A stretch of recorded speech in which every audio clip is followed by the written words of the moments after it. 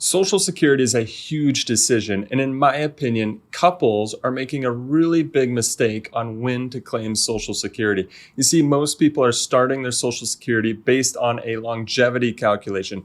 However, for couples, there's an additional factor that you really should consider. And in today's video, we're going to talk about what that factor is, how it could impact your lifestyle, and then how to help avoid the common mistake made.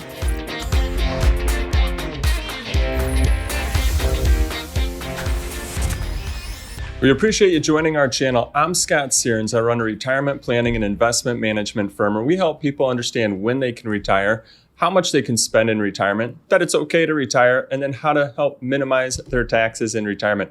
If those are areas you need help in, go to lifemoneyshow.com and click on the Work With Us tab.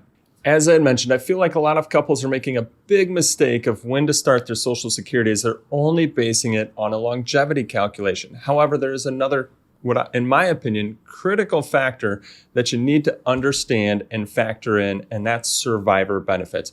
What's going to happen if one person were to pass away? Let me just walk you through a hypothetical example that you can then substitute your numbers into. Let's just say we have spouse number one, and spouse number one has a Social Security benefit coming in of $3,000 per month. And then spouse number two has a Social Security benefit coming in of $2,500 per month. Now, let's just say one of the two spouses pass away. And it doesn't matter in this scenario which one, just one of the two pass away.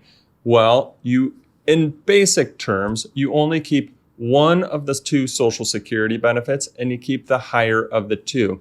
So the surviving spouse's benefit will be $3,000 a month. So think about this. They just went from a $5,500 a month income to the one spouse, surviving spouse, to $3,000 per month. That's a $2,500 loss in income each and every month. Now, depending if the surviving spouse wants to maintain this similar lifestyle, they now have to go to the retirement savings to get that additional or that lost Social Security amount. If the retirement savings is big enough to support it, well, great. But otherwise, this is how Social Security planning can impact your future lifestyle. You see, because if the retirement savings isn't big enough to support that lost Social Security amount, now that surviving spouse might have to reduce their lifestyle in their future. This is why survivor benefits become so big, because a lot of times you have to think about what if one person were to pass away, because if and when that does happen, what does that do to their surviving spouse and to their lifestyle? Now, if you're wondering how can you help avoid this potential mistake, well, one of the things that you can do is let at least one of the two Social Securities grow as much as possible, maybe delaying it all the way till age 70 so you've got the max amount at least from one of them. So that way, when one of the two of you pass away, you've got the max amount for that surviving spouse.